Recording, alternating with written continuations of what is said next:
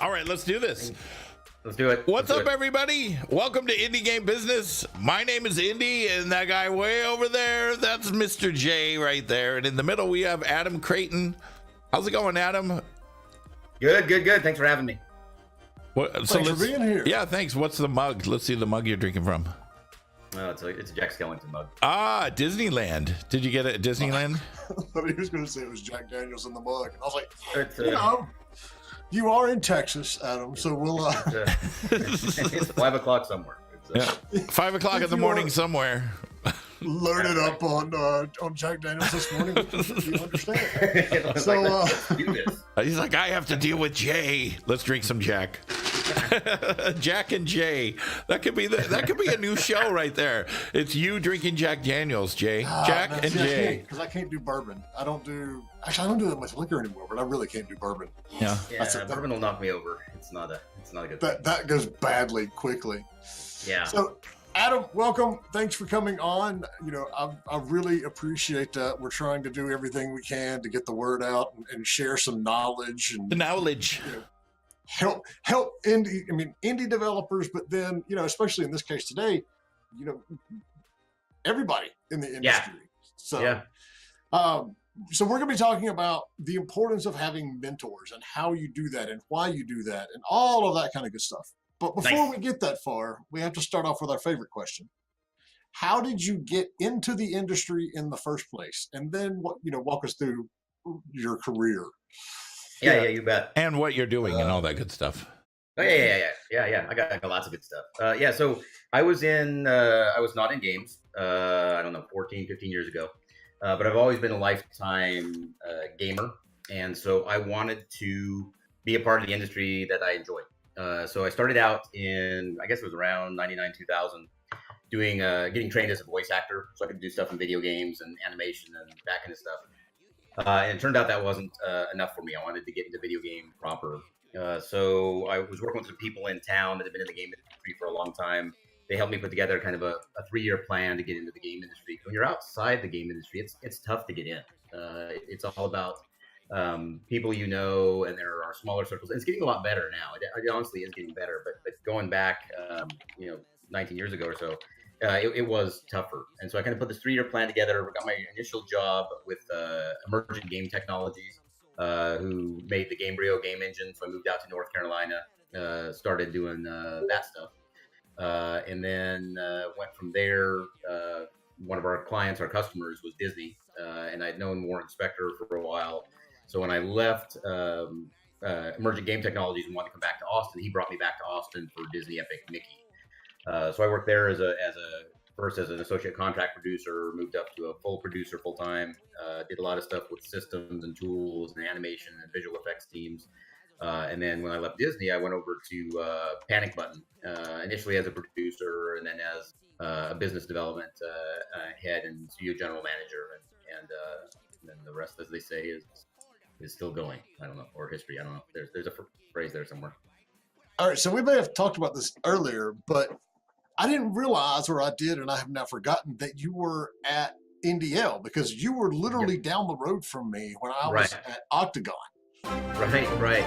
Yeah, so I had joined NDL right after the Emergent acquisition, and so I guess this was 2007 that I moved to North Carolina, I think, roughly. Yeah. So I was there for a couple years. You were over there at that quadrangle space. Yeah. Yep. At the choke point. Yeah. Yeah.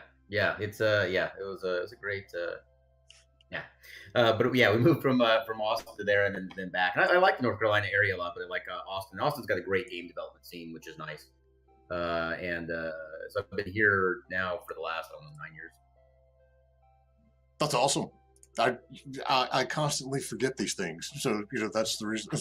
Like I said, we've probably talked about this before, but I don't remember. I'm doing what I can do here. I just I take notes and then I leave the rest up to the universe. It's fine. Yeah. So I originally reached out to you because you had a really interesting post on LinkedIn several weeks ago that I wanted to follow up, and I wanted you to come on and talk about it because these things are, peer mentor groups are something that I very passionate about. And at the same time, I've mentored students and the younger generation of developers at various conferences over the year. Let me see where I can find, where was that thing? This is, I meet a mentor weekly, a peer accountability partner weekly, different studio heads each month, and a group of C-level friends every 3 to 6 months. Right. That is awesome. So, let's just start at the beginning of that then. So what is the difference between these different groups that you meet with? Yeah, so the peer accountability side of things is people who are dealing with the same things I am, either as a leader, as a manager, as a dad of daughters, or different axes where I want to get better and improve my life. And we get together from a peer perspective where we're like, okay, these are the things we're working on. This is where I need some help. These are some areas that you need to be working on, Adam. And these are some things we're going to hold you accountable for so you can get better. And so that one's more peer oriented. The mentor oriented, where I get with people who have far more experience than I do. And that can be in a bunch of areas. It can be in one of my longtime mentors. I've been meeting with him for 19 years, 18 years. Every week, and he had much more experience with building, running, and selling businesses. As I was just getting into my career, he had raised a couple of daughters successfully, and they were off and adults and things like that. And so I was meeting with him to get better on the family front, and on the work front, and on the managing people front, and that kind of thing. So that one's more where I'm learning more from that person because of their life experiences and exposure and all of that kind of thing. The C-level folks are kind of a mix of both. They're executives at different companies that I used to work with at other companies, and they've all gone on to be massively successful. And every few months or so, we end up being in the same town, whether that's in Austin or in LA or in New York or things like that.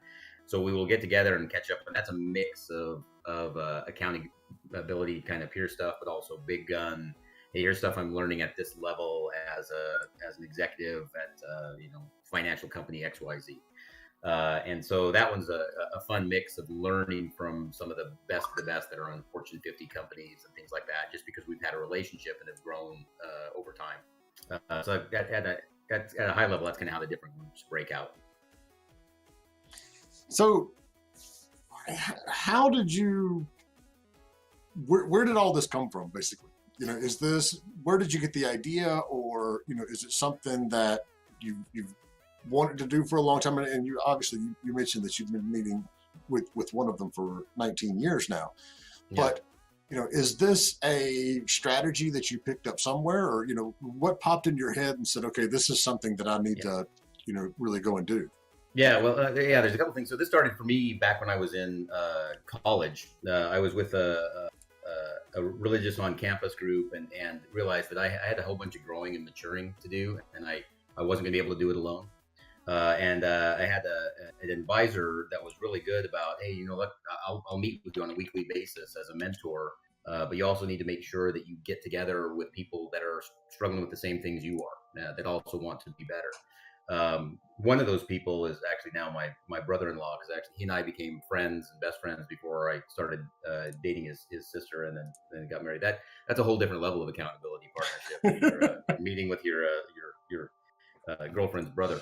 So that's where it started out. And then when I moved to Austin, I had been doing that for, I don't know, 3 or 4 years while I was in college. When I moved to Austin, there's a massive gap because I didn't have someone getting with me and saying, okay, these are the things that you're supposed to be doing. Are you doing these things? How are you getting better? Are you lying to me at any point in this as far as, yes, you're getting better, or no, you're not doing stuff, or things like that. So I had identified a guy that my mentor. I just watched him speak a few times at different events and in my church and things like that. I'm just like, I know I have this hole where I need someone who's smarter than me and wiser than me to give me advice. So I just went up to him and said, "Would you ever meet with me on a regular basis to make me less messy?" And he said, "Yeah, I actually do that. I meet with guys and help them out. So I'll meet with you." And then that went well, and we built a friendship over time. The peer thing is a tougher thing for me to find the right people, because it's not a couple of people getting together and having coffee or a beer and goofing off and enabling my bad behavior. And so for me, it's finding someone who I am friendly with, and over time, unless things go horribly wrong, we're going to become friends. That's just how the thing's going to work. But it's geared toward how do we make each other better? I'm raising kids and you're raising kids, and are we doing the same kinds of things? Are we making the same kinds of mistakes? What are we doing well? How do we help each other? That kind of thing. And then I just look for other opportunities for people that have my better interests at heart, and I have their better interests at heart, so it doesn't become just an enabling or codependent or anything type relationship.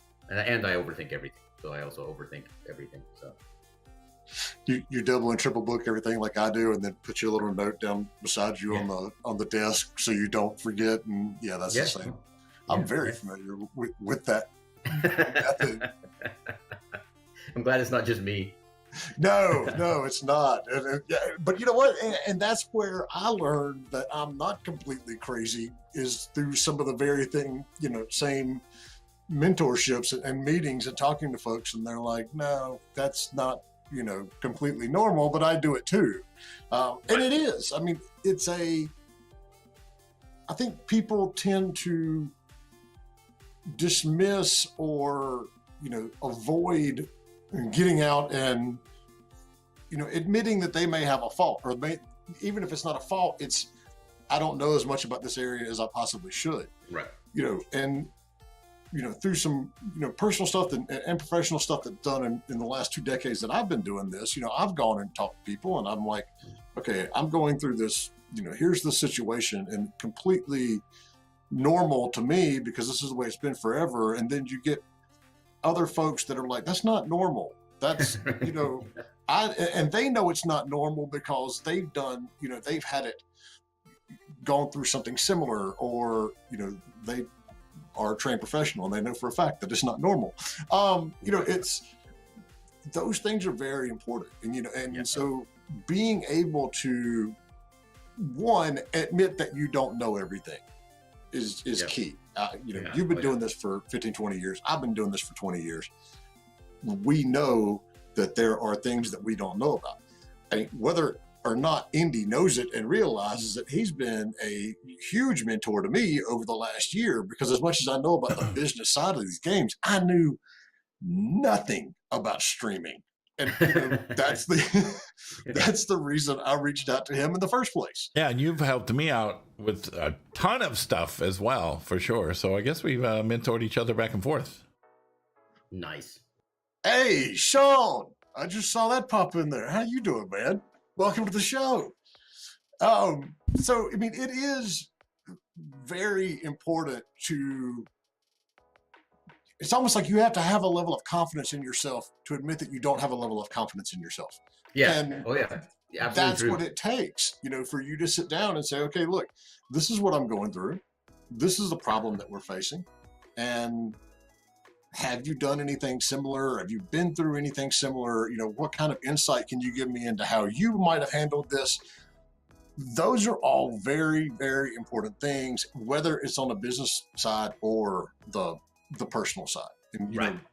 I constantly say one of the best shows that we had was with, and now I'm going a complete break, Lauren with Neuratio Games. And it's because she came on and, she said, look, I'm a woman in the industry, and, I'm an indie developer, and these are the issues that I face at conferences and things like that. And she was very open about it and very forthcoming. And we talked for almost like 2 hours that episode, because it was just good that everybody gets out there. And I think that's what's important for these indie devs, or younger devs, or even older devs, to actually be able to sit down and say, and listen to someone and go, oh, okay, I'm doing that too. I'm not alone. Right. Yeah, it's I mean, for me, I am I have no delusions that I am not I'm not fundamentally broken. So I know that I desperately need help, because left to my own devices, it's like people don't stay stuck. It would be awesome. Stuck would be a luxury. I would love to, as a human being, stay stuck, but I'm either moving forward or I'm going backwards in character and attributes and learning. So I want to make sure that I am moving forward, and I can't do that on my own. I don't want to reinvent the wheel. There's all this stuff that people I am super happy being in a room or at a company or doing anything that I am the dumbest person in the room. I love that because I love to learn from people, and I just kind of operate from an assumption that everybody knows more than me about pretty much everything.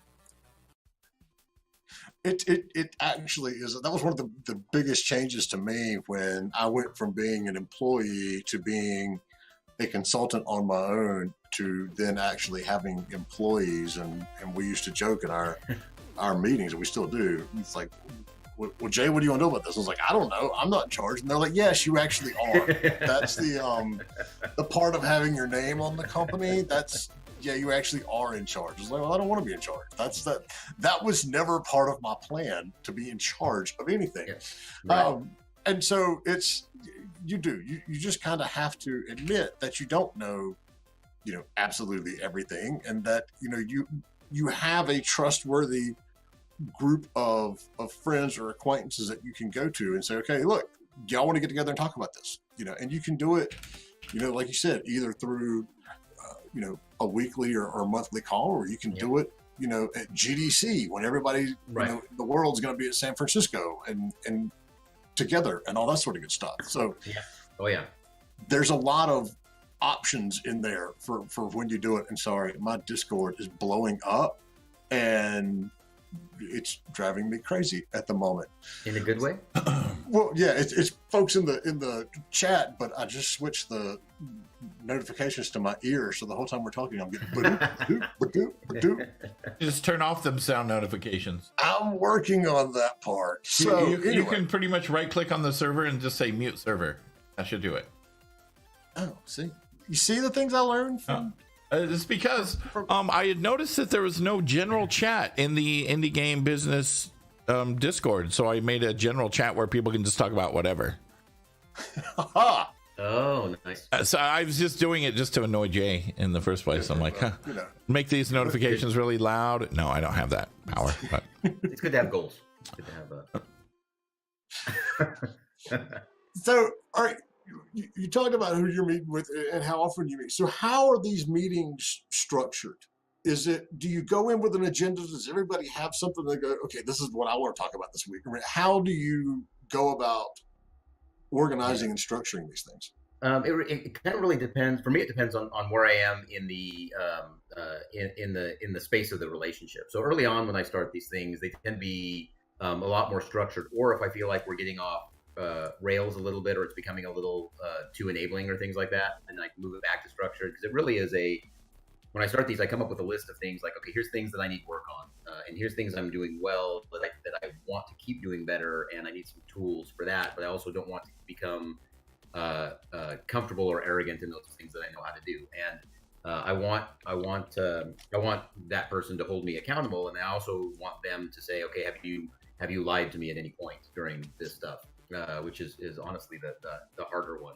Because I want to make sure that I'm being authentic and honest, and they're being authentic and honest, and it really depends kind of on the stuff that I'm struggling with or they're struggling with. And some of it's like deeply personal stuff, some of it's work-related stuff, some of it's technique stuff. One of the guys I meet with on a weekly basis as a peer accountability person, he's heading up project management for a geological services company. So he manages people who go out and do drilling and soil sampling and write reports and forensic stuff and things like that. But it's a different kind of project management than video games, but it's still the same challenges of time, materials, commitments, relationships, managing the project, the scope, the professionalism of reports that go out to customers, all this stuff.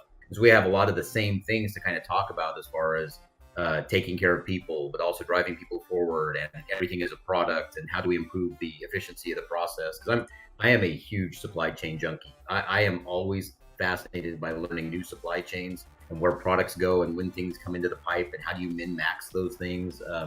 So we'll talk about those kind of things to make each other better from a project and process perspective.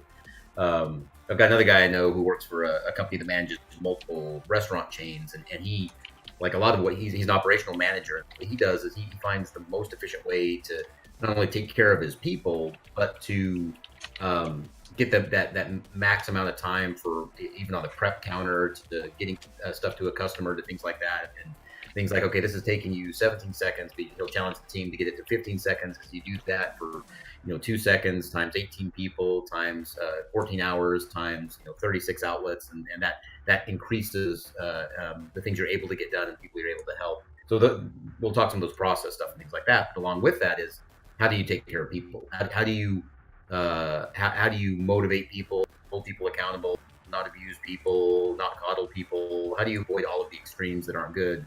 Because we're all people. We're all messy and squishy and need work and constantly mess things up. Constantly mess things up. I constantly mess things up. That's what I do.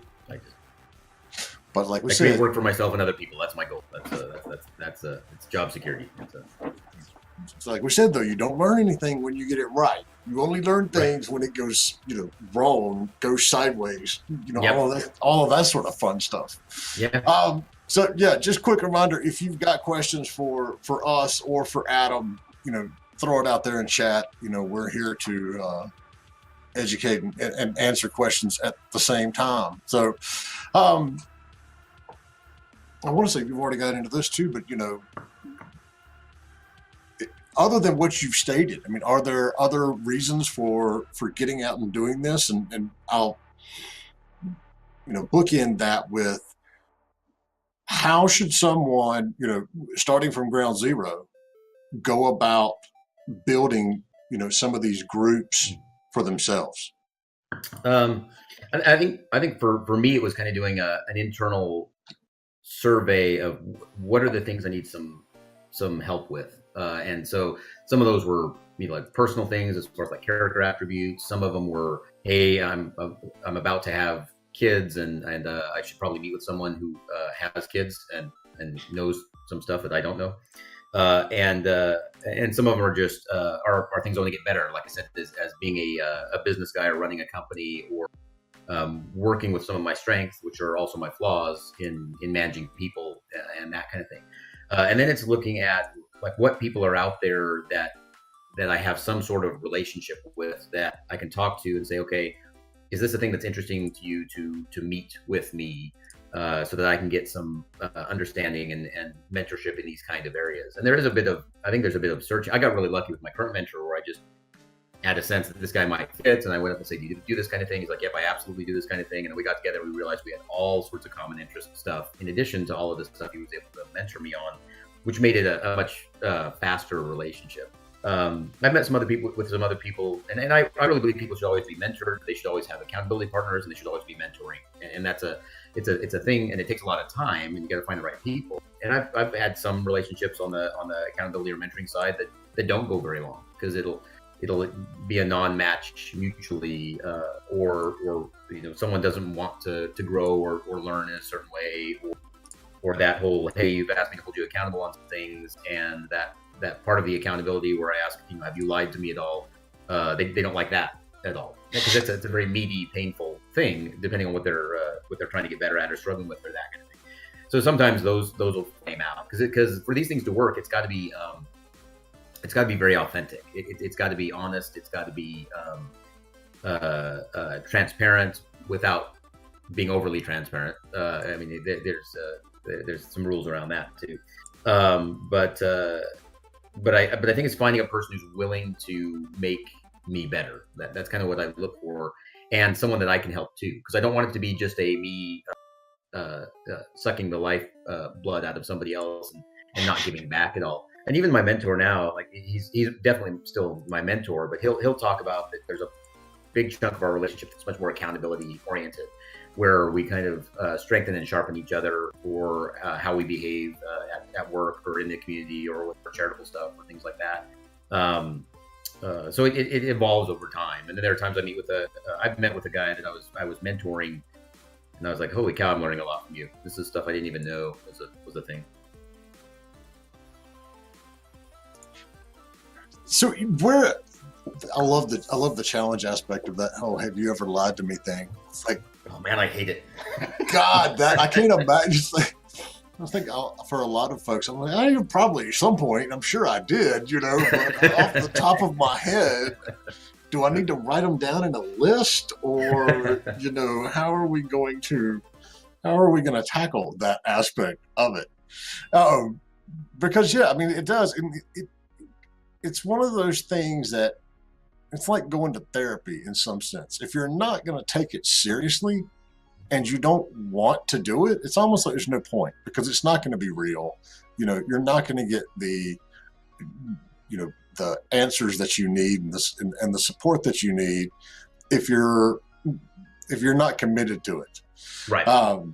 So, I mean, through what you've been doing for the last several years on this, what do you think is the most important thing that you've learned, coming out of some of these sessions? Man, there's a bunch of things I've learned, and some of them aren't all that flattering, to be honest. But let me think about that. So one of the things I've learned is the importance of asking for help.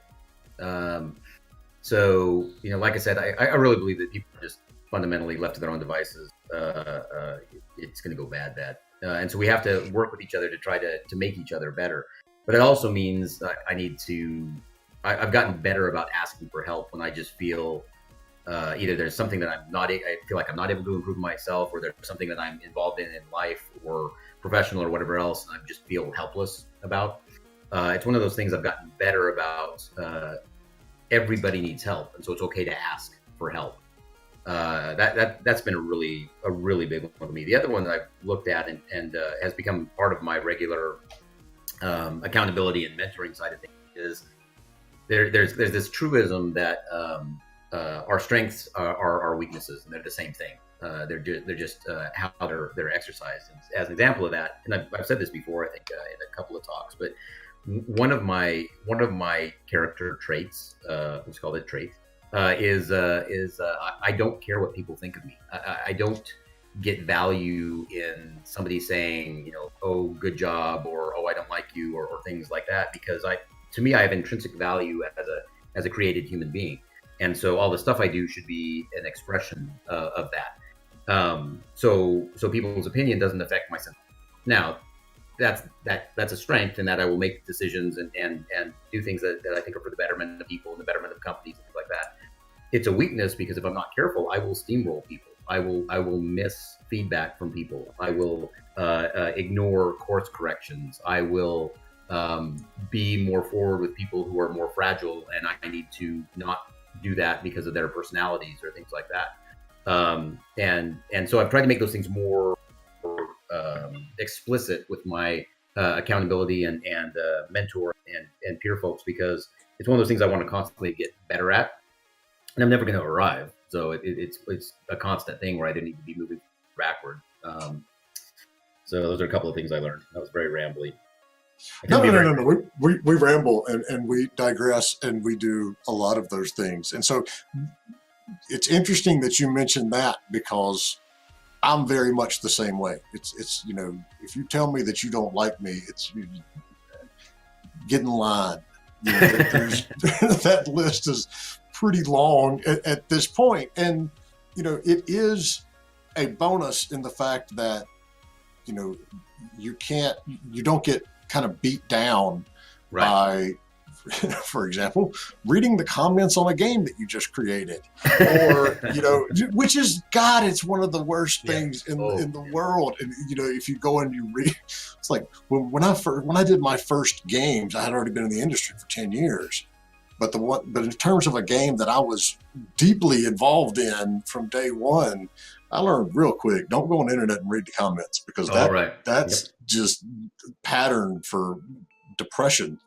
Yep. It's that part is good, but yeah, there's I'm constantly personally working on empathy, as my wife says. You got to remember, and so you have to take a step back, and that having that ability to go, whatever you say, it doesn't bother me, because I know that this is what I do well, and this is not what I don't do well. But especially when you're managing people, some people do have a problem with what others think of them, and how I appreciate people being blunt with me, because it saves me time, and I don't need all the other rigmarole around it either. But that doesn't mean everyone out there is that resilient to that sort of feedback. Right. So yeah, it's very much a positive and a negative type thing going on. It will go on forever. So, with that in mind, in terms of, so how, let's look at something practical, and we can keep this like as non-personal as possible. You've learned the fact that you're more resilient. It doesn't really matter to you what you think. So how would that manifest itself into a better way of managing, people like your team or, whoever is reporting to you at the company? Right. I mean, part of it is, and I guess this fits into kind of the resilience or confidence side of things, and part of it may be something else. I guess maybe we'll just kind of walk through it. But for me, it's if there's a thing that makes sense to do, staying with it, even if there's easy things like 1, it's hard, or 2, we don't know how we're going to do it, or 3, the client is changing whether we're going to do it or not, and just having I'm very much a long game kind of person, and so I will stay with things that I believe can be and will be a thing for years before they become a thing. And that's manifested itself in some very cool ways as I work with different organizations over the years, because I came in even with Panic Button. There were things I wanted to do games wise and be part of some games and franchises before I even joined Panic Button. And I had built some relationships. It was early in my career. We're like, "Yep, we like you, but we don't really know what you can do for us right now," kind of thing.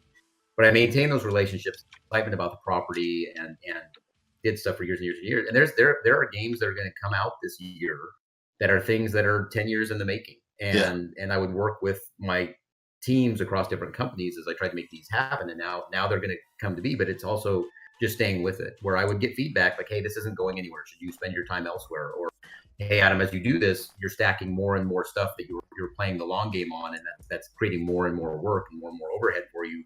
Should you keep doing that?" I'm like, yep, because if it's worth doing, it's worth doing. There are things that we did for years, not just me. There's other people too, obviously, because if I could make a game and a successful company in and of myself, I would be in a totally different business. But it requires a lot of people.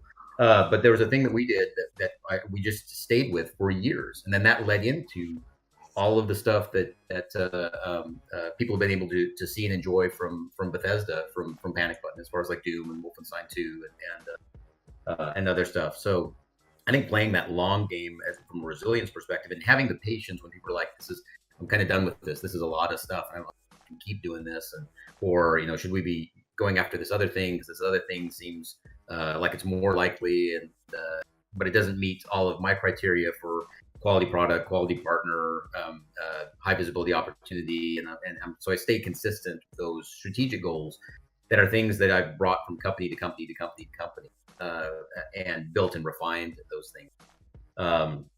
So that's kind of, I guess that's an example of that resilience, because I've been told to stop a lot including by some of our customers who we now work with, and they're great, because they'll say, "Adam, we are so glad you didn't stop when we said stop," because now we do other stuff together. So there's a flip side of it, when you're dealing like that. But another thing that goes along with that, because I'm, and part of this I can blame on having some serious ADD, but I'm very much looking at the long game, and then as it gets shorter, I'm moving on to the next long game thing and not focusing like I should on sometimes on the short game. And so when you're doing that, it's also very effective. I mean, it's mandatory that you be able to convey why we're doing this. It's whether it's something that's completely and utterly menial. It's like, I know you need to flip through about 100 different Twitch channels and figure out who's sponsoring these people so we can reach out to them. And it's going to be stupid boring, but we need to do it because of blah, XYZ. Yep. That's frankly what I've been spending some time doing recently.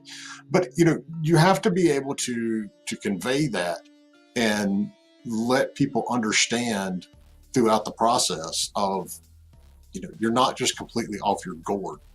Right. There's Right. a reason that we're doing this. And at the same time, you have to be open to taking that criticism and going, okay, look, Adam, I know we're planning on this and we're doing something for the long term here, but we have issues that we need to confront this week that need to be taken into account as well. And so if you don't have that ability to take that, incoming criticism, it'll, that'll bite you in the ass, just as easily. Absolutely. So, yeah. Without going into too much detail, I mean, are there specific successes that you can point to that you think, have come directly from having these mentor relationships? Man, let me think about that. I mean, honestly, I think I've avoided, if I get specific examples, my wife is probably watching this stream and she'd be like, "Oh, you talk, boy, you talk."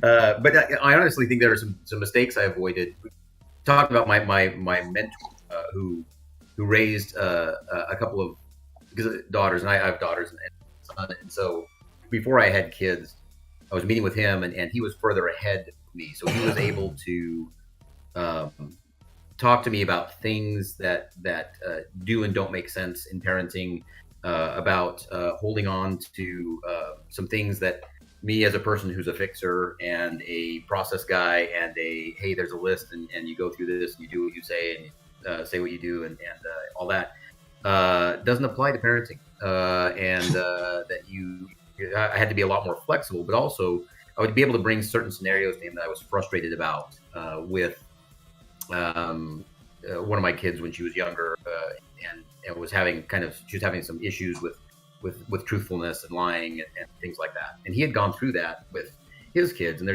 he was able to say and talk through, hey, there's this phase that kids go through, and it's a very normal thing for all kids.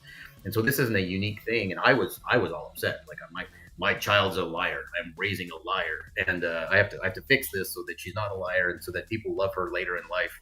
And he's like, yeah, this is a whole self-identity thing where they start to define who they are. Self-preservation thing. That's a huge developmental step. That's very important, but it's different for just stereotypically one gender versus another. And so it's like, okay, you got to pay attention to this stuff so you figure out how you parent that without penalizing. And hey, Adam, this is, and my wife says this a lot. They're your family. They're not your employees. So you got to treat them differently. You got to fire them. Exactly. It's more hurting and less managing. I go into border collie mode. Emotional border collie mode. That's what I'm going to call it from now on. That's my new thing. Anyway, but so things like that have helped. But also there have been things that I've done where I'll meet with some friends and I'll be talking about a new venture that I want to do. And this is years ago, and they're able to coach me into, okay, here's how this pitch deck needs to be put together, and here's they look at my capitalization table and like, nope, this is a tremendous screw up, Adam. This is not how you want to do this, because you'll be giving up chunks of ownership and management that will hurt the thing that you're trying to build based on your success criteria. And so they're able to walk me through very concrete things, because they do this dozens of times a week as they look at smaller companies for cap tables and pitch decks and those kind of things. So they're very concrete things they're able to do for me that helps me avoid reinventing the wheel. And even like doing a business plan, right? I can work with people who there are all these books and things like that about how to do a business plan if you want to start a new business. Sitting down with somebody who has started and sold multiple businesses saves so much time, because they'll tell you what matters, they'll tell you what doesn't, they'll tell you what matters to what audiences, what doesn't, and all of that good stuff. So that saved me tremendous time, just from a process perspective or management perspective. I'm sitting here taking notes. So No, it's totally fine.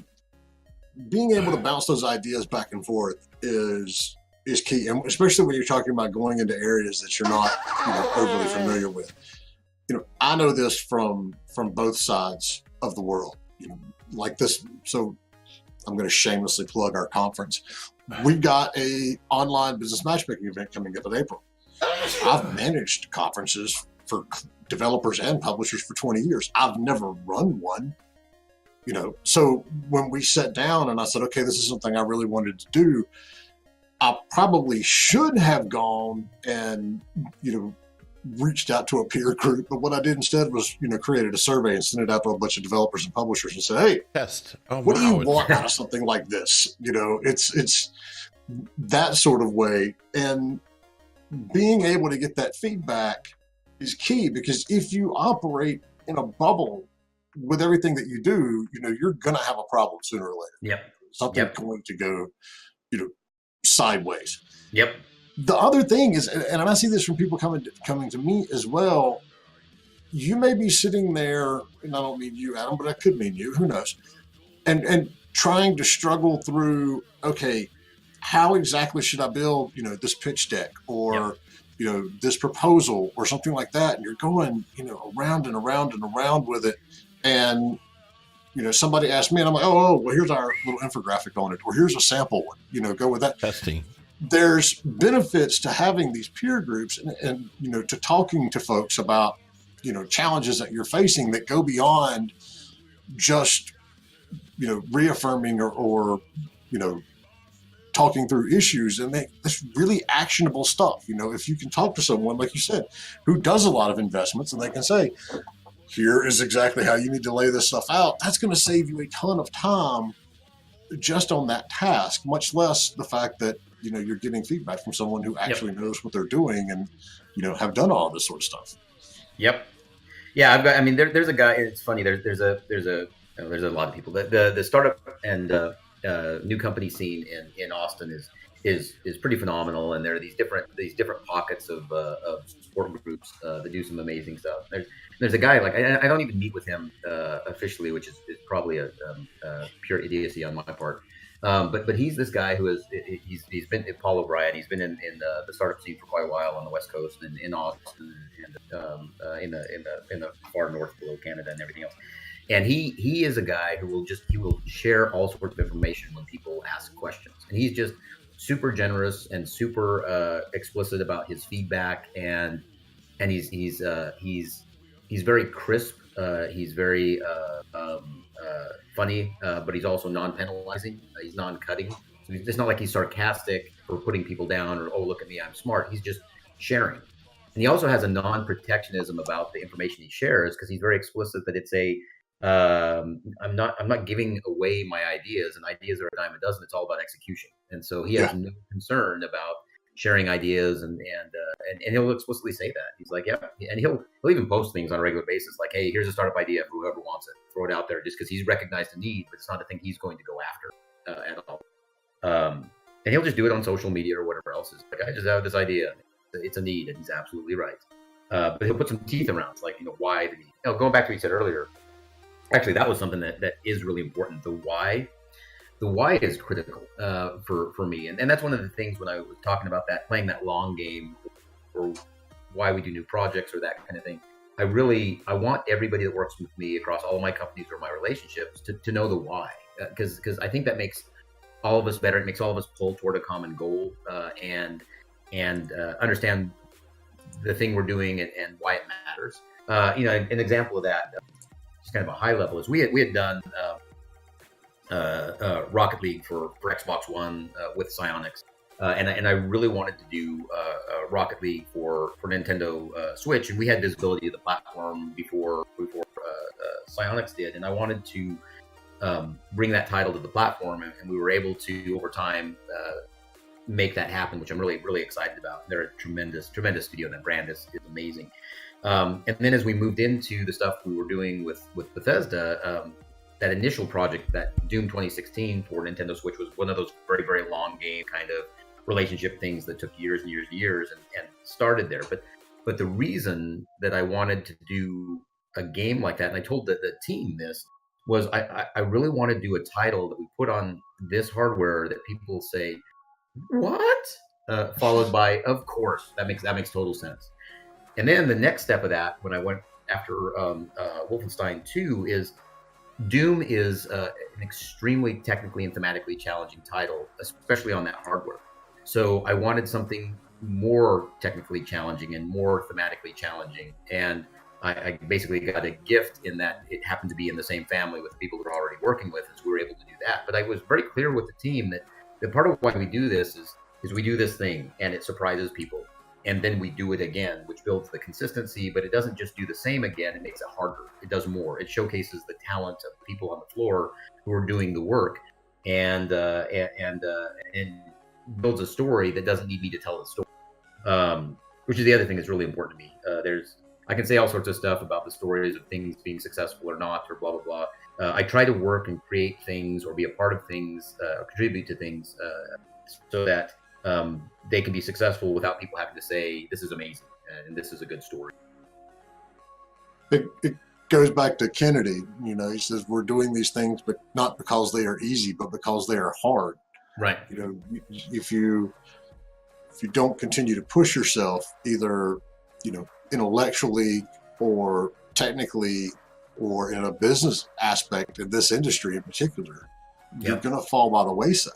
You've constantly got to be looking at what's coming next without tripping over what's in front of you right now. Right. Yep. Yeah, because we're in a ridiculously competitive space, and it's interesting because there's we are and we're not. One of the things that interests me about the game industry, and it's one of the things I'm trying to work and change in the game industry in my little circles of influence. Outside the game, so the game, I'm going to go in circles here real quick, I can tell. But the game industry, it amazes me that people are competitive about things that they don't need to be competitive about. And they're very protectionist about things. Now, I'm not talking like intellectual property or confidentiality or those kind of things. Those are things people should protect and the game industry needs to do better with. I mean more the people don't want to share the things they're working on or share things that could benefit other developers or that kind of thing. And before I got into the game industry, when I was on the enterprise software side of things, I was a technical director at Visa. Like, we just understood that everybody, you could have the same person or company that was a client and a competitor and a partner and a customer, and you just interacted with them differently based on what the role was for which you were interacting with them. So I come into the game industry and people were like, we're in competition with so-and-so. I'm like, yeah, but we also could potentially partner with them, and they could also potentially republish their game, and it could also potentially be a customer. So for me, it's I think there's more opportunities that we block ourselves out of as, and I wouldn't say just the game industry, people do, unless we look at things and go, okay, how do we make this a bigger thing that we can all benefit from? But I do think it goes back to the why side of things, and it's about execution. And so, you know, like if I wanted to start a new company and I had a pitch deck for that, and somebody like saw that and they're like, oh, I'm gonna go start my own company. Sure, that's fine. That's not. I'm going to do a very different company than someone else is going to do. You know, they're gonna have my pitch deck, and it's going to be, you know, my company values that form what my company would be. And unless those values are organic to them, it's going to be a very different company. Even if those values are organic to them, it's going to be different for them than it's going to be for me. And again, it's about the execution. It's about what they deliver on, what I deliver on, the misses, all of that kind of stuff. You're right. I mean, our industry is extremely bad about that, and you see it everything from everything from. I have this game I want to show you, but you have to sign an NDA first. And it's like, really, you know, because it's an idea is a dime a dozen. I mean, right. We literally have people in the industry who will go a month and throw a new game idea out on Twitter every single day. Right. You know, there's absolutely no guarantee that, you know, what you're thinking of hasn't already been thought of. You know, when Pokemon Go came out, everybody was like, oh man, I had talked about doing an AR game location-based Pokemon for years. It's like, yes, I know. You and everyone else who literally knew anything about Pokemon had that idea go through their head. But, you know, there's a reason that Niantic was tapped to do this, and it's because they already had a gigantic database of areas in the US and in the world that would make good Pokestops. You know, that's part of it. You know, and decades ago when I was an agent, you know, part of being that agent in this industry is you constantly are worried that somebody's going to go around us. So the, you know, owners of the company had just said, we don't give out contact information until it's absolutely necessary. So it's like, all right, Adam, I know you want this, you know, game on board and you want us to find you a publisher. and we're talking to these publishers, but I can't tell you exactly who we're talking to until we're done because we don't want somebody to go around us. That bothered me then, it bothers me now. And so, now when we're working with somebody, we basically share a Google spreadsheet that says, here's the publisher we're talking about, talking to, and here's the person, and here's their email address. So it's transparent, and because email addresses aren't that hard to find. Right. Like you said, anyone who has a moderate amount of sales ability and has been on the internet for more than 6 months can find an email address pretty quickly. It's about the relationship that you have with these people and how you pitch things and understanding what they want. There's a whole lot of factors that go into it, other than the fact that I have Adam's email address. Right. It's so it is very, and I've already derailed myself here. I'm not even sure where we started on this, but you do see things change over time and realize that some things aren't necessarily as important as you may have thought they were at one point in time or another. Did I get back to my original point? I think you got back to an important.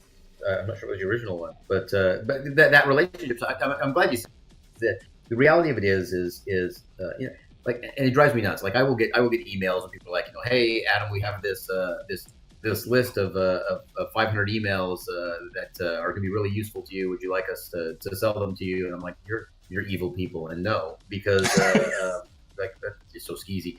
But it is about the relationships, right? Because the thing that we do over time, and like I said, a lot of the projects that I've been fortunate to be involved with are things that have been based on relationships and trust, and we didn't do the projects because of that, right?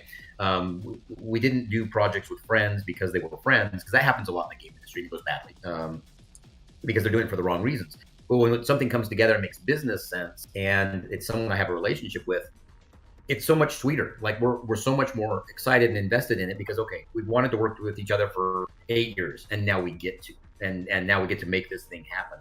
And then there's a trust that we're going to execute on it. We're going to execute on it anyway, but now there's this excitement and this additional payoff from a relational perspective in making someone successful that we enjoy as a person and as a personality, which is super cool. And it's also how we have our reputations in the industry. I make mistakes. I make a lot of mistakes, and so it's not like I'm. Hey, there's Adam, and everybody loves Adam. There's a lot of people that don't like me, and it and there's a part of it where I'd like to be able to say, and some of it's true, the whole Johnny Cash line about it's great to be hated by the right people, because there's some people who don't like me, and I am super proud they don't like me because of the caliber of their character. But there are also people who don't like me who I've made mistakes, right? So going back to what I said earlier about my strengths and weaknesses, that I wasn't as nuanced as I should have been. I was more of the bull in the China shop kind of thing, and didn't acclimate to their personality, and so they may have a very uncharitable view of me. But over time, as people look at me in the industry, my hope is that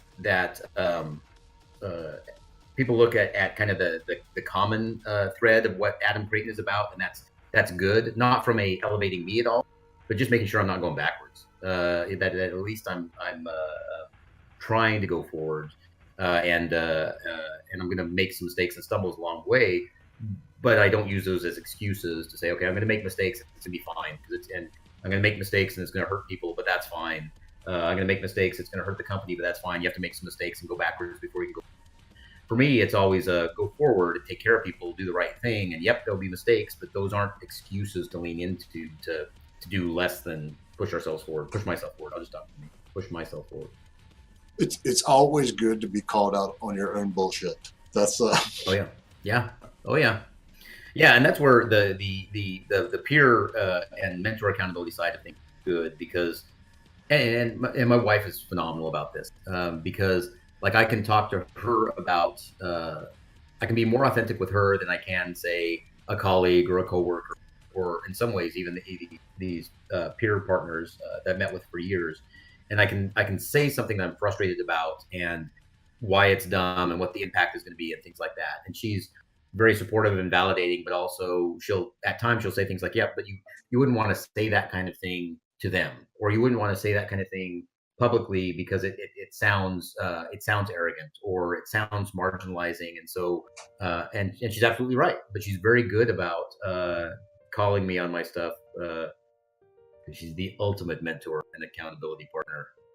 She's probably around somewhere, but I don't know. It's a I'm going to reinforce that, and if my wife watches this show ever, I mean, we've been together for 17 years, and so she's seen all sorts of aspects of my career, and she, as any partner should be when you're going into starting your own company, especially a consulting firm where it's like, well, what do you own? Well, nothing.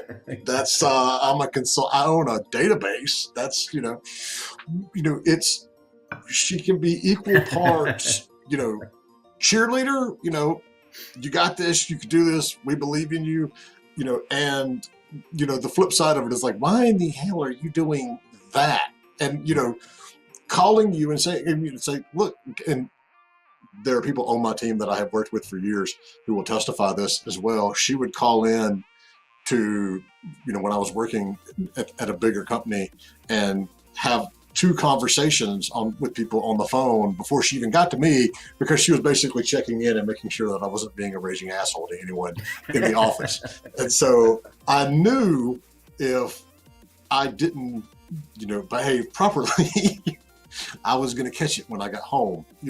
She's always the one that's there going, that's not what you should be doing. And it's like, I know, but it kind of felt better at the time. So, and then, that's one of the things. I mean, your peer group doesn't always have to be other developers in the game industry. Right. It's, the people that know you best and are going to be the most upfront with you on, challenges or successes are the ones that, you need to look to first anyway. Yep. Oh yeah. No, I absolutely agree. Because it's like, I look at that, my group, and like my mentor is a lifetime veterinarian who's built and sold practices, and he's not a video gamer. So he's not even a gamer, let alone a video game developer. He's a veterinarian and a leader and a manager and a guy who raises some stellar daughters. One of my peer partners, he's like I said, it's soil sampling and geolocation stuff and things like that, or geo sampling and forensics and that kind of thing. And he's a project manager and a sometime gamer. But it's a total different industry.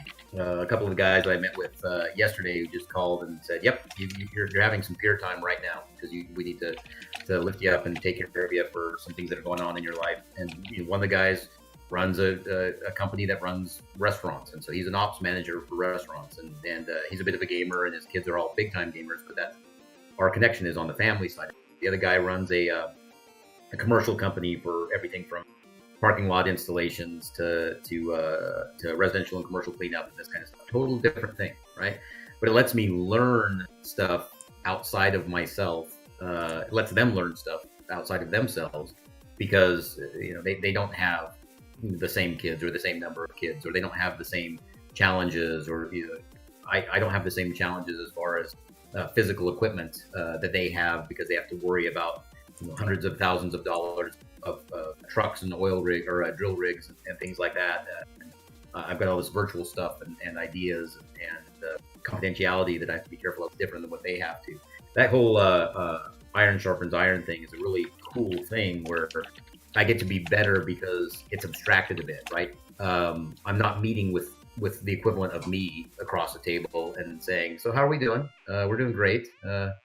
So that's good." We're not that at all, and they're good about.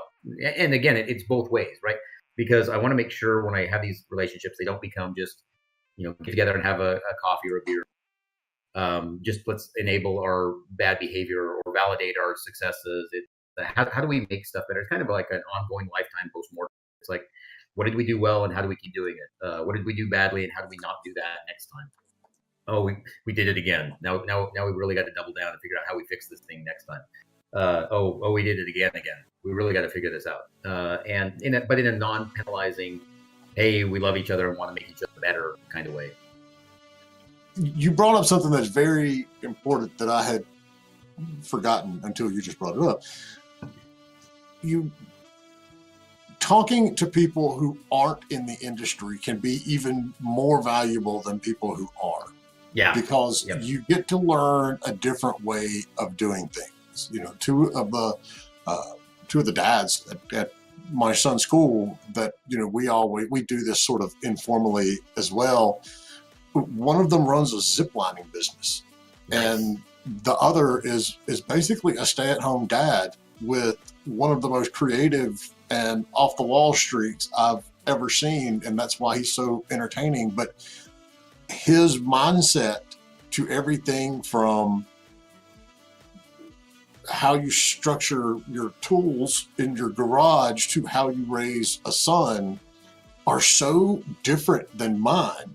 Right. That it's one of those that, you know, that's the sort of stuff that really can spark ideas and do this sort of stuff, you know. So, you know, when me and the guy who has the zipline business, you know, we'll sit down and he came and said, all right, look, we're trying to do this, you know, conglomerate of, you know, different charity organizations around town. And, you know, I live in Boone, North Carolina. And if there's one thing we have, it's charity organizations. And, you know, it's like, how do we structure this?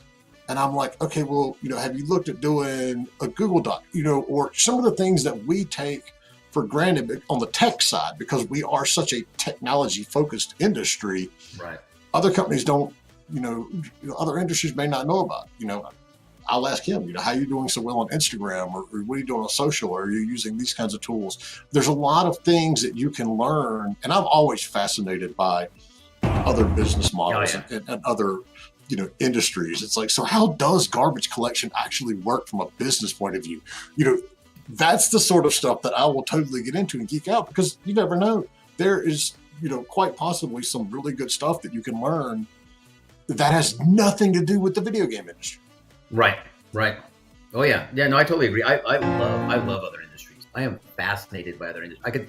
A lot of times I have to make myself, because I could probably spend a ton of time just exploring other industries and how nuanced and different they are. And then also what things I can learn from them, again, so I don't reinvent the wheel. And there's a lot of stuff that I like where I can look at an industry. And one of the reasons I like supply chain stuff is because you have these things where if something gets stopped up, it has a real world impact on the rest of the chain in a way that digital development doesn't always have, or isn't always super obvious or apparent.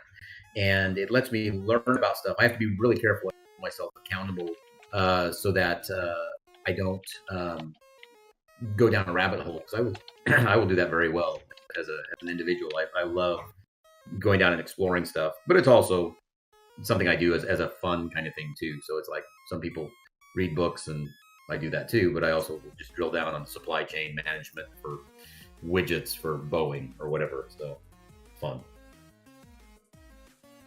Indy, you there? Do you want to hop in with that question we got? All right, sure. The question is, I'm currently working on my first ever game project, being the team lead, and it is a 7-man team plus 2 external musicians. The project is a class project that's going to be shown at a local convention in early July as a first-time dev. And being in the lead role, I find that my experience is very lacking. And because I lack experience, I do manage others who are a lot more experienced. There are a lot of questions I could ask. So maybe I should ask, what are your thoughts on management ideas when working in a small team with tight deadlines, while still trying to keep a level of friendless with the members and not burn bridges, while still keeping everyone productive? So there's a lot there. So one is, congrats. That's very cool. That's exciting. Putting together a project and having a team of, I think you said 7, and then 2 external, and that's a really exciting thing. And it's also I get the being in a leadership position and having less experience than the people you work with, and the encouraging side of that is that's totally normal. That's living. The stuff that we work on, I work with amazing low level rendering and graphics engineers and optimization folks. That is stuff I just can't and don't do. So there are people all around me who are smarter on multiple or all axes than I am. But you have a role, right? Your job is to make sure all of these things come together. And I get the wanting to make sure I'm able to be the lead and get things done and maintain friendships and not burn bridges. But you want to make sure everybody's on the same page for delivering, right? So at the end of the day, the stuff we do in some way or another is a product, right? So if it's a product that has an audience, it has to get to that audience somehow. It has a cost, and you need to know what that cost is, and it has a value to the audience, and that's going to create all your other stuff as far as your marketing, your community, and all that other stuff. So your job and your role and your empowerment is you lead on the project. And so you need to work with the team. My recommendation is you work with a team to make sure they're on the same page with that, and that y'all are transparent about things that either if you or they disagree with, as far as, okay, this is not a thing that you need to be pushing on me as a leader in your role, because I as individual contributor X know how to do this. But it's a conversation to have to make sure it's not a, hey, don't push on me for this task that I have to do in July because it'll get done. There is a version of trust but verify always, where I work with people and yep, I trust that they're going to get the job done. They're professionals. That's what they're supposed to do. That they don't get points for that. That's what we're supposed to do as professionals. It's all the stuff on top of that is that collegial attitude, the moving the product ahead, making it better than it could be otherwise, adding to the culture of the studio, which adds to the culture of a product and improves the product. Those are the things you should feel empowered to push on.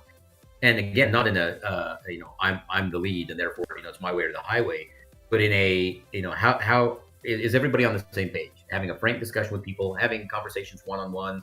If you feel like you have friction points, I would really recommend talking to people one-on-one and saying, okay, so I feel like we're having some friction points. Is it just me, or do you feel frustrated by things that I'm pushing on? And how do we come to grips with that so we move this forward for the betterment of the team? People talk about having influence because that's their role, right? Somebody's the head of a company, and obviously people should listen to them. And then they talk about granted leadership, where you're able to influence people, but you don't have direct oversight over those people. For me, it's always trust and granted leadership. Even if you're in a senior role, if you have somebody who doesn't respect that, you're not going to get past that, right? And so then you still have to do it by way of working with that person and finding out whether they can or can't get past their disrespect. And if they can't, then it's a mutual non-match, and you make other changes. For the most part, it sounds like probably what you're dealing with is just trying to work through your confidence in your role. I would lean into the fact that if you're the official lead, you're the official lead. So I would just work on that as you've been granted that role, and then working with the team to find out, okay, what makes your guys' lives easier? What can I do as a lead that lets us move this thing forward? What gets in your way? And then how do we jointly work through those things, not just at a high level, but on a case as they each come up. It's hard to give more concrete advice than that without kind of knowing some of the specifics, but I really would boil it down to, you have the role, it's your job. You've got this team that needs to deliver. You kind of know what the timeline and what the end goals are. And so getting everybody on board for, okay, this is what we're going to do and what we're going to get out of it. Was that big enough? Was that squishy? That felt squishy. Yeah, that's good stuff. Actually. And you're always going to, even though I've been doing this as long as I have, I still get surprised that, older people in the industry look at me as if I know what I'm doing all of the time. And I constantly look at, the younger generation who many will just say, well, you haven't paid your dues in the industry. Yeah, listen, if you've made it more than 6 months in this industry, you paid your dues. You have to constantly realize that, somebody may have a better idea and be comfortable admitting that, so, but that's a big part of it too. So it works both ways, but, you'll learn a lot being the leader of a team. You may not learn it in a pleasant manner sometimes, but you'll learn a lot. Oh yeah, no doubt. That's the other thing is, and actually I'll hit on it vaguely, but that is something I would recommend with people, is that it might not always be pleasant. I mean, as I lead or manage or make mistakes or things like that, it's not like I don't think I'm ever going to get to a point where I've arrived and mistakes don't matter, or I don't, or I stop caring about people's relationships and how they respond to things, even people that I quote unquote don't like, right? I'm still going to care whether I'm behaving well with them or not, even if I feel like it or other people tell me like this is kind of a waste of time. I still care and want to not make mistakes and things like that. But I think that's also where you build, the person who's asking the question says, I'm in this lead position for the time. It's building that reputation I was talking about earlier, where people look at you through the course of time and have that opinion and view of you. And there's going to be ups and downs, and that's a very normal thing. And I think the point is to aim for the ups, but not for the sake of being liked, because that has some other issues as far as things to work on. But for the sake of doing the right thing, and I think that builds a bigger, consistent through line for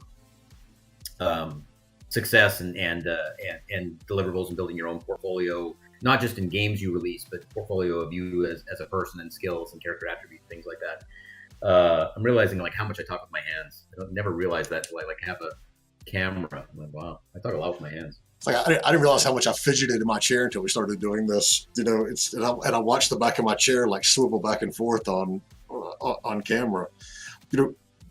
One of the things that I want to emphasize here is you're not alone. No matter what struggle that you're seeing, no matter what hurdle that you're facing, be it professional or personal, you're not the first person that's gone through this. And if you would actually, if you reach out and talk to friends, to peers, to other folks in other industries, you'll realize that. And I'll admit that was one of the hardest things for me to realize. I thought some of the struggles that I were having were unique, and then talking to other folks, I'm like, okay, it's not.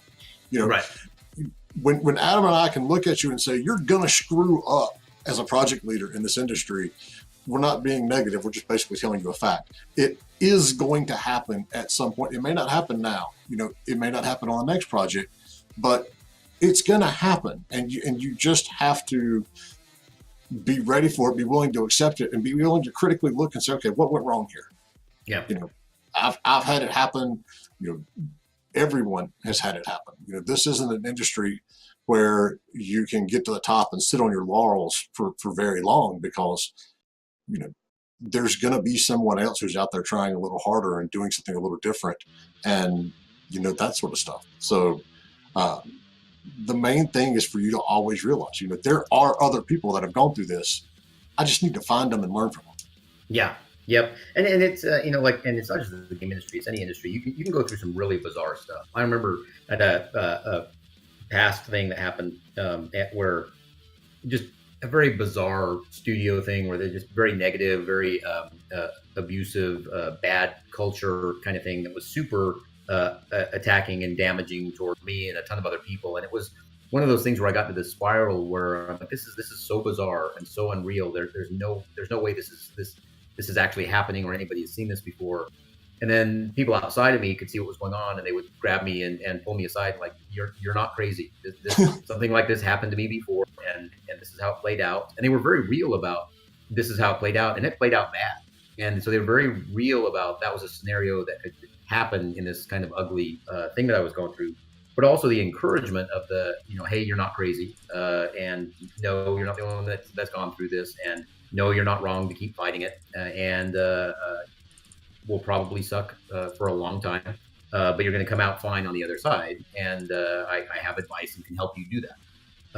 Those kind of things are super helpful. So I think it's a really good point that you make, because it is a getting with people to find out how a frame of reference, just kind of a litmus test outside of myself, so I know what I'm doing well and not doing well. I also think there's a tough balancing act, because if this was easy, everybody, right? But there's say you miss deadlines or things like that, or miss deliverables, or quality bar misses what it was supposed to be, and you need to be able to hold yourself and your team accountable.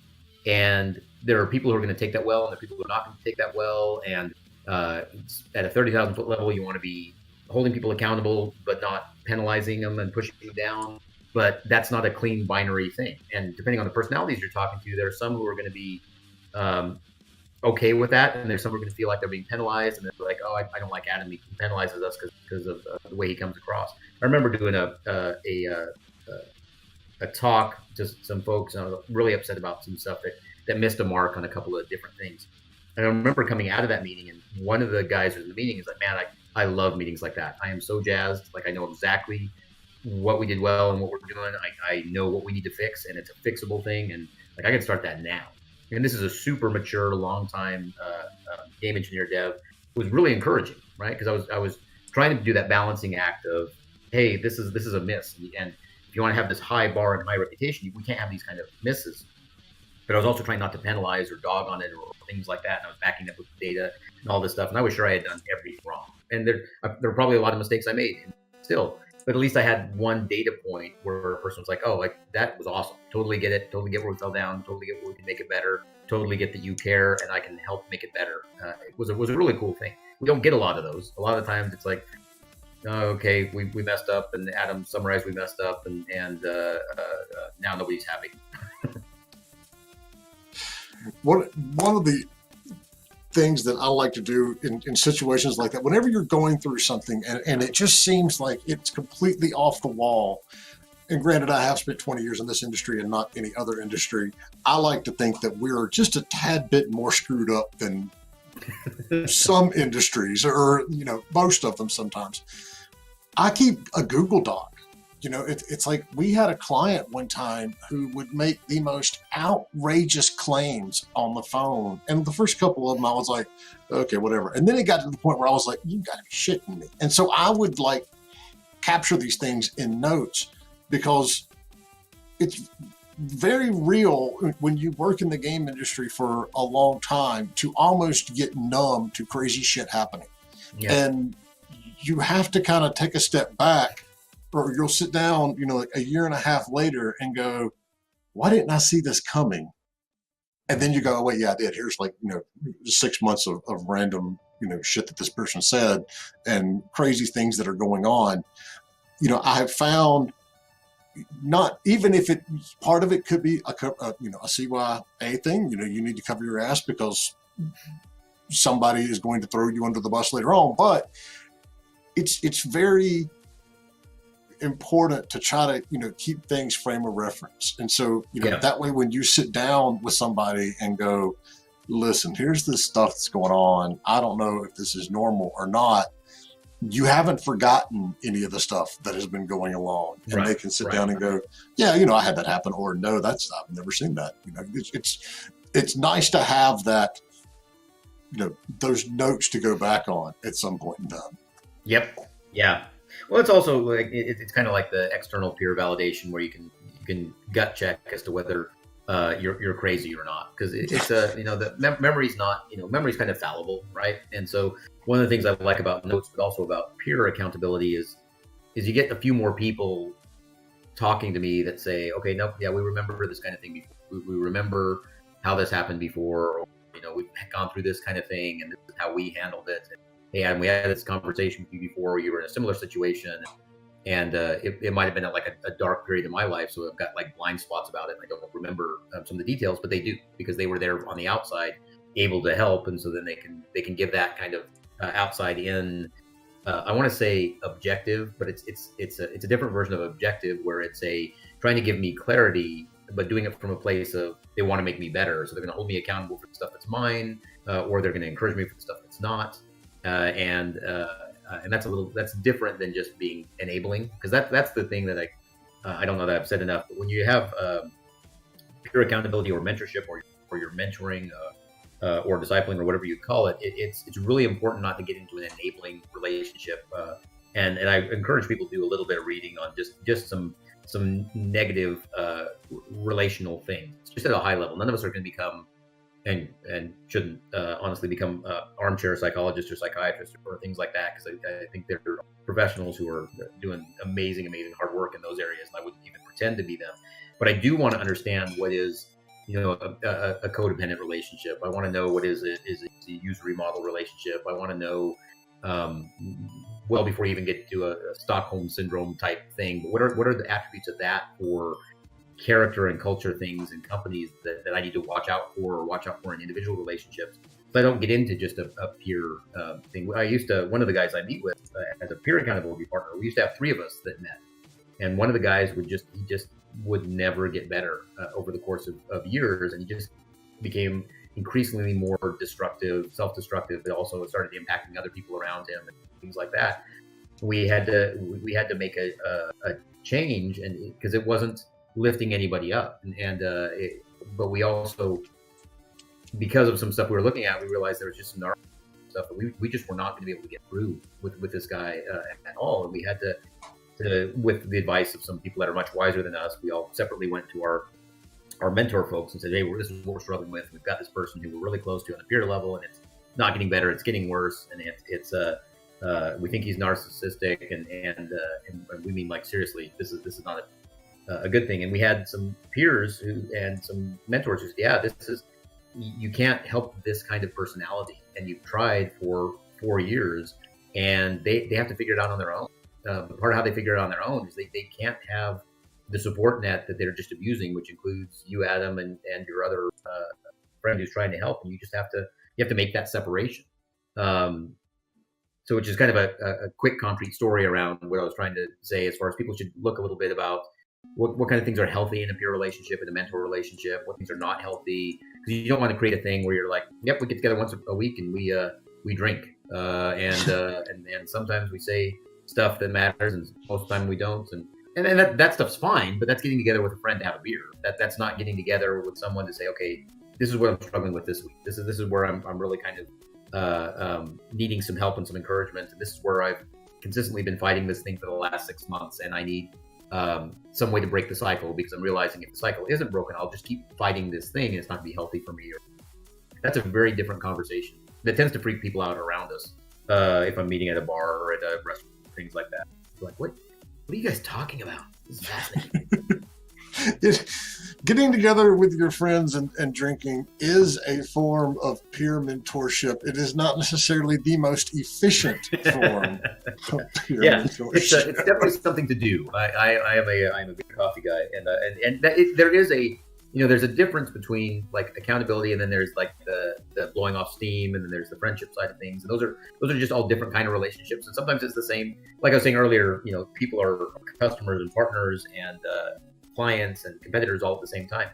I've got people in my life who are super, super close friends, but they're also accountability partners. And we change depending on whether we're smoking a brisket for a couple of days and hanging out at my house, or it's a moment of accountability stuff where we're like, okay, specific stuff we got to talk about and work on and make better. And it's not, we're not multiple personalities or things like that. We're just in different roles to take care of each other and not make it too heavyweight. Adam, this has been fantastic. This is awesome. I really appreciate you coming on. Thank you so much for doing it. This is a meaty, squishy kind of topic, and I hope it's useful for people. It's really, really important to me. I don't get it right all the time. I probably mess up more often than I don't, to be honest. But I really appreciate you wanting to make this kind of thing the topic of a broadcast like this, because I want more people to understand that this is important and get help and things like that. We do too, and that's why we appreciate you coming on and doing it. And it is, had you not posted on LinkedIn about that, that's what clicked in my head, and I was like, oh yeah, this is something that more people need to do. Just like in life as general, it's a good idea to have mentors in all different aspects of your life, really. Otherwise, you're just like, throwing spaghetti at the wall and seeing what sticks. Right. No, you're absolutely right. Yeah, I don't think I could survive life by myself. I don't think that would be. I think it would be very bad for society if I tried to live that way. I think I could be very damaging to myself and other people. But you also have to be at that point in your life where, like, you can learn from other people's mistakes instead of having to do it yourself to learn. Yeah. And that's a definite, like, I was deep into my 30s before I was ready to start doing that. When my wife asked, what would you do without me? And I look at her and go, I literally don't know. That's right. I'll be living in this pile of garbage and eating leftover McDonald's. Very short, very fascinating TV series, and then everybody would be depressed when it finished. That's how it would work. It would just go badly. I'm a better person because of people around me. Because honestly, I have, you talk about the making people better, but also having people that are examples of high bars around me in everything from business to character to parenting to running companies is super elevating. Like I want to be like that, but it's also like it helps me things like I don't want to. So when I look at things and mistakes and things like that, and hopefully not in a elitist thing, because honestly, when I look at anything that I don't want to be or anyone I don't want to be like, I am firmly grounded in the except for the grace of God, go I, because I'm pretty sure I would super screw that up left to my own devices. So I got to have people around me that verbally and emotionally beat me about the head and body and keep me in line. I also feel like if you're at a certain level in something, it's important to have people above that level, but it's also important to have people that are below that level so that they can come to you, because there's a lot of things that you can only look at from the outside. You can't look at it from within. And if you're looking at somebody that needs your advice from this other step that's down here, that's also a learning, just as much a learning experience as getting like the top tier knowledge from the person that's up here. Oh yeah, no, that's huge. That's a really good point. All right, and on that lovely note, Lovely folks, note. if you have questions, feel free, to find us on our Discord. I'll post that in there right now. We've got the show coming up in April, and I'll have more information on that. If you post in the Discord, I'll get you the information on that. We're doing a 100% online business matchmaking event. Tickets start at like $85, so you can get in and you can meet, and you can even do mentor meetings, at the show as well. So we've got a lot of great, very experienced people, including Adam, now on our Discord. So if you've got questions for us, toss them out there. Otherwise, do us a solid and tell your friends about the show, because we're here to help as many folks as we can. Yeah, follow on Twitter, all that good stuff, Facebook. Yep. Yeah. Awesome. What do we got Friday, Jay? No idea yet. Okay, we'll let you know. Ask me Thursday. I'm still Heine. If Heine is out there listening, I'm still waiting on him to pick a day to come back on the show. Heine! So that might be part of it. So. Heine's going to be at PAX. So you're going to be at JDC? I'll be at GDC. All right, I'll be at PAX. So if you want to meet up at GDC, hit me a note. I'll be there. But yeah. All right, Adam, thank you so much, man. Thanks, Adam. Thanks, y'all. Really appreciate it. This is awesome. I'm glad you do this. Thank you.